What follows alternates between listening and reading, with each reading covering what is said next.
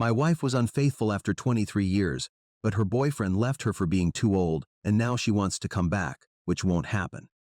I am a 50-year-old man who has been married to my wife Amy, who is 48 for more than 2 decades, to be precise, 23 years. We also have 3 children together, the eldest of whom is 22, and the youngest is almost 18. Our children are Rachel, 22, Jack, 19, and Abba, 17, almost 18. Recently, Amy confessed to me that she had been cheating on me with her coworker Matt, who is 27 years old. Here I am using fictional names for obvious reasons. A week ago, she sat me down and told me she had been with Matt for 2 years and finally felt ready to tell me and take things to the next level with him. All our children are quite grown up, and Ava will be an adult in 2 months, so she thought this was the perfect time to tell me the truth. I was devastated when she told me, and I am grateful that none of our children were around to see me break down in a sea of tears and have a complete meltdown when she confessed, because I am sure they would not have liked to see that.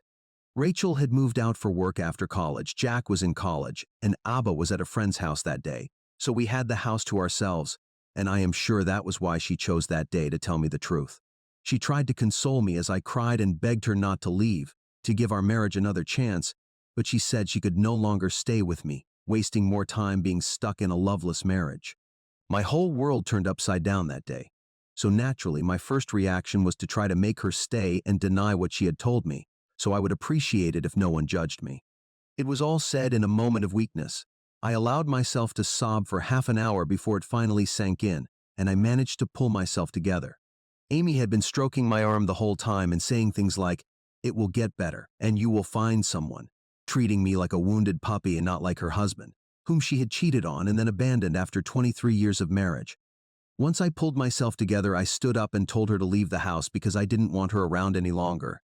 She was visibly surprised that I had gone from begging her to stay to asking her to leave the house, and to be honest, so was I, but I said it anyway. If she had anything to say at that moment, she didn't say it, and left quietly after packing some of her belongings into an already packed travel bag, so I knew she had already been planning to leave and had seen this coming. She left after an awkward side hug that I didn't even return. I just stood there stiff as a statue. After Amy left, I think I cried like a baby for the next few hours until Abba came home. I was shattered and didn't know what to do with myself because my marriage had fallen apart, and even worse, the woman I had loved more than anything in the world had cheated on me and continued to cheat on me for 2 whole years until she finally told me. She didn't even think there was anything wrong with what she had done, because the whole time after she confessed, she kept acting like it wasn't a big deal and just tried to comfort me. Probably because she felt uncomfortable just sitting there in silence while I sobbed. There were a million things going through and still going through my mind in an endless loop, but at least I feel considerably more stable now since a week has passed. And I have been able to hold steady for the sake of my children, if not for myself. I definitely have to be strong for them because this has impacted them immensely as well. When Abba came home that day, she found me sleeping on the couch, and when I woke up, she could tell I had been crying because my eyes were red and swollen. She asked me several times what was going on and where her mother was before I finally told her because I knew saying it out loud would make it real and I would end up crying again. But I did tell her the truth, and I ended up sobbing a bit more, which felt a little embarrassing, but at least Abba was there to comfort me, and it was genuine. She was as shocked as I had been when I first found out. I wasn't thinking clearly at the time, so I hadn't told anyone until then, but Abba made several calls, where she managed to inform her siblings and asked them to come home as soon as possible, and also told her uncle, my brother, so he could come and help us. My brother Eric, who is 45 years old, is still single by choice, but he is a solid guy, and I knew I could always count on him if I was in any kind of trouble.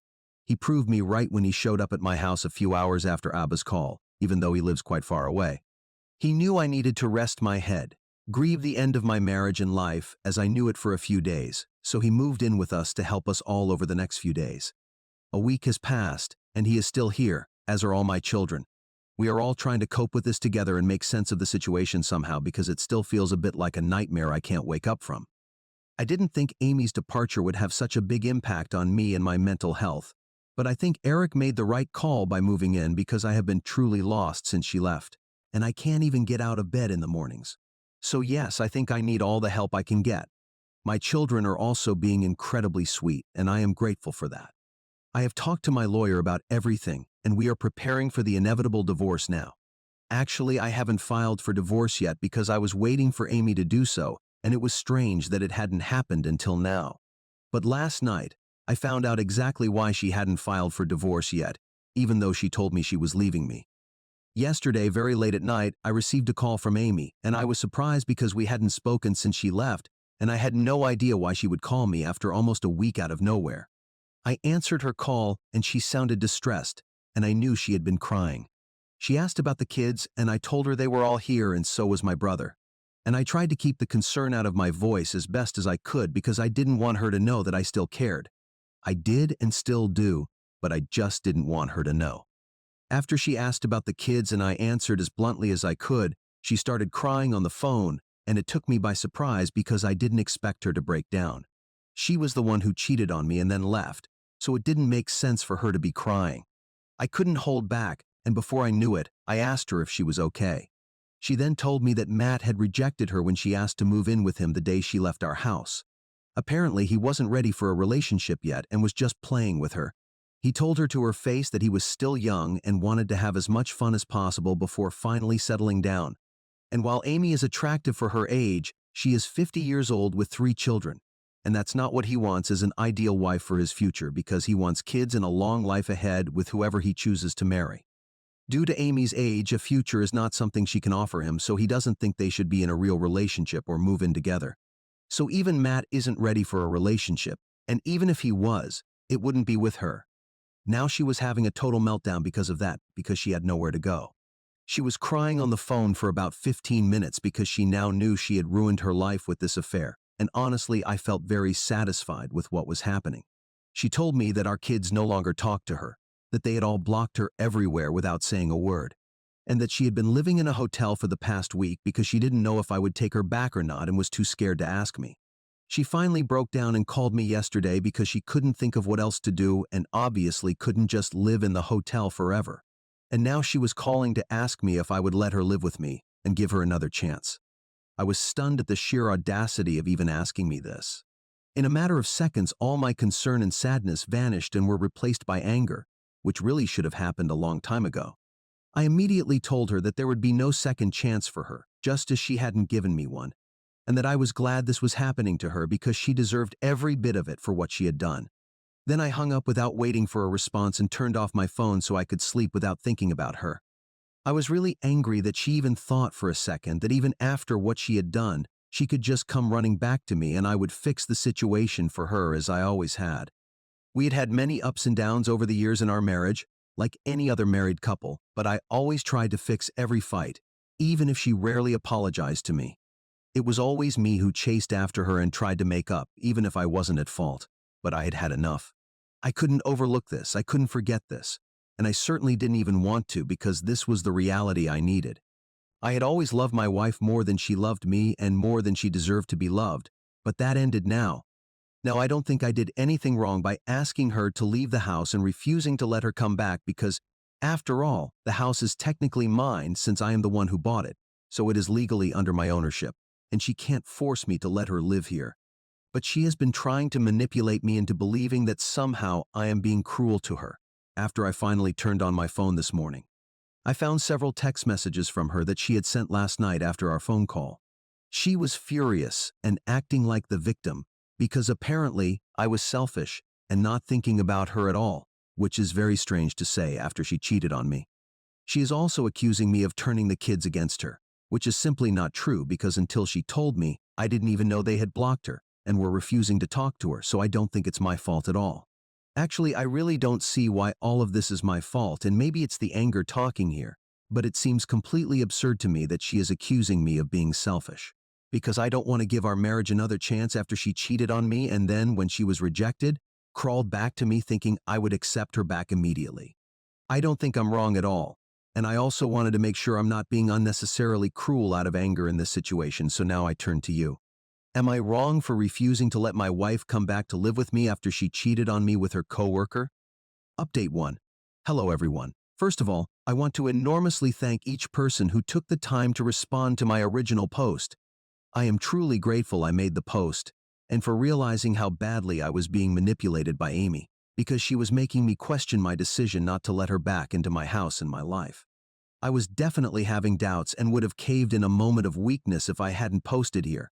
To everyone who responded, thank you very much. I appreciate it so much, and I think you saved me from another life of absolute misery and distrust, which would have been inevitable if I had decided to forgive Amy and get back together with her. But yes, I am now back to my senses and know that she absolutely does not deserve a second chance. A couple of days have passed since my original post, and she has been sending me lots of messages to persuade me to take her back, and she has tried almost every tactic, from making me feel guilty to emotional manipulation, and she regularly keeps apologizing, while saying she made a huge mistake by having an extramarital affair, and that she will do everything possible to make it up to me. I don't know why exactly she thinks I would still take her back despite her affair, because this is not just some small, insignificant issue, but she is taking things too lightly. She still doesn't realize the enormity of what she did to me, and I highly doubt she ever will. I feel much better now, so I have sent Rachel and Jack back so they can resume their normal lives.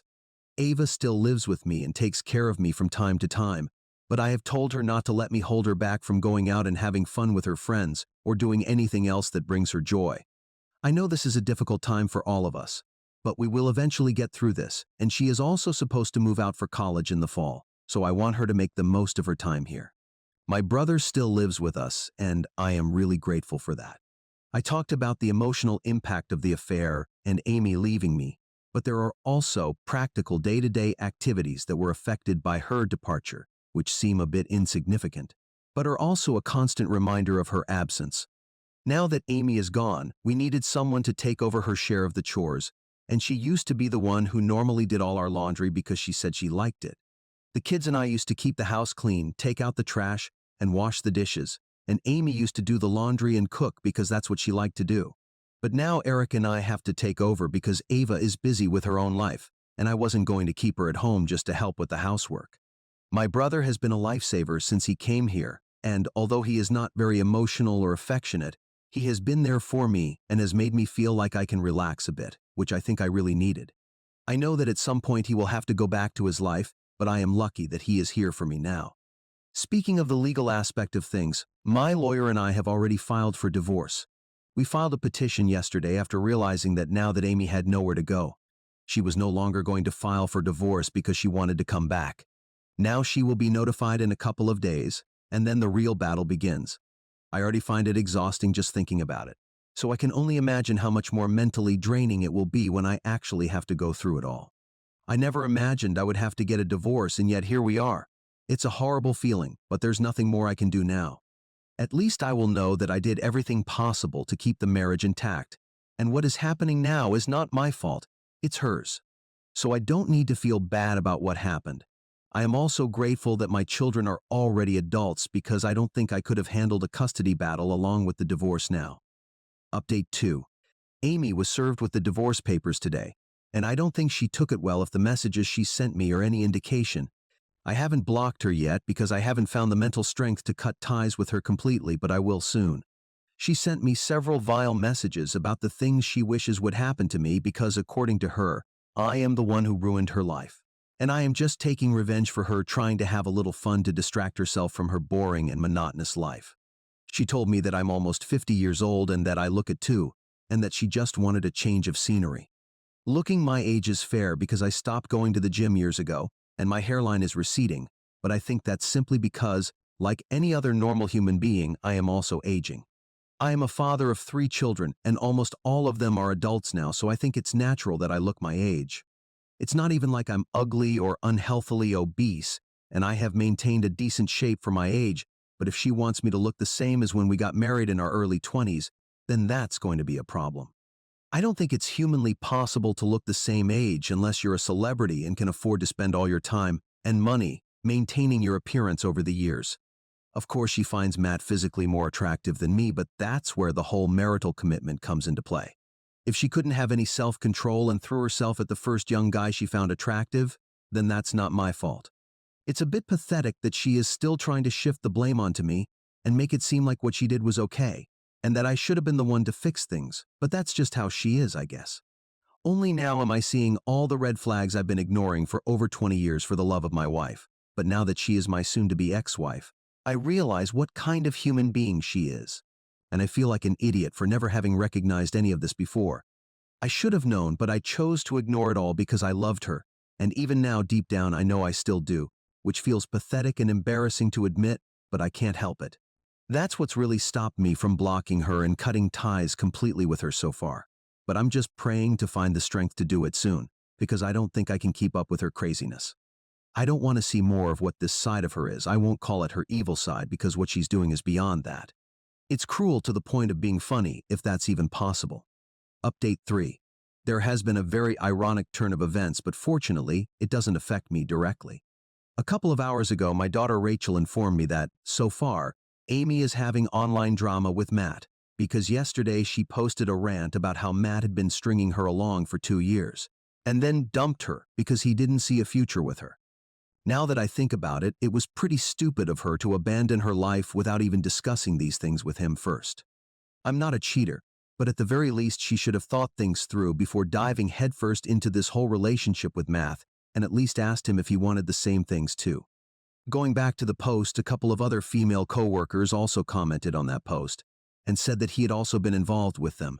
So essentially that guy was practically the office mattress and never loved Amy at all.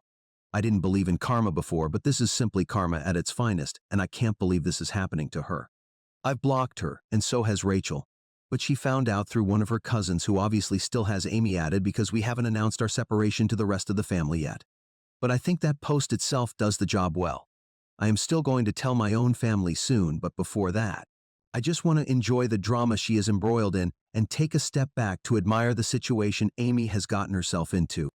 That guy Matt really deserves a round of applause because I can't imagine anyone capable of having multiple affairs in the same office for more than a year. At first I hated him when I found out that Amy had been cheating on me with him, but now I think I'm starting to appreciate him. I might even congratulate him and say well played or something like that. I don't know. All I know is that this is the perfect revenge for what Amy did to me, and it really is a perfect example of the repercussions of cheating and ruining your perfect life just for a bit of fun, as she herself said. At least I'll soon be out of this mess and out of her life, and I can't wait for the divorce to be finalized at this point. Update 4. Hi, it's been just over a month since my original post, and we are currently in the negotiation phase of the settlement. It's amazing how I now look at her and feel absolutely nothing. Sometimes she smiles during meetings and tries to talk to me afterward, but I do my best to avoid her and keep my distance. As far as I know, she is now living with a friend of hers and has been fired from her previous job. But I don't think I have to pay her any alimony due to her very public confession of infidelity on Facebook, thanks to her delusional belief that Matt would be serious with her at some point. I don't even need to prove that she was cheating because she did all the work for me herself. My children still don't talk to her, and we like to pretend she doesn't even exist anymore. I know it's not exactly healthy, but we'll deal with that later when some time has passed. Right now, it's too fresh to discuss it emotionally. I'm much better than when I first posted here, and I know it will only get better with time. I'll probably start therapy in a few days once I have more time, after the divorce is finalized or something like that. And maybe that will help me eventually feel good about everything.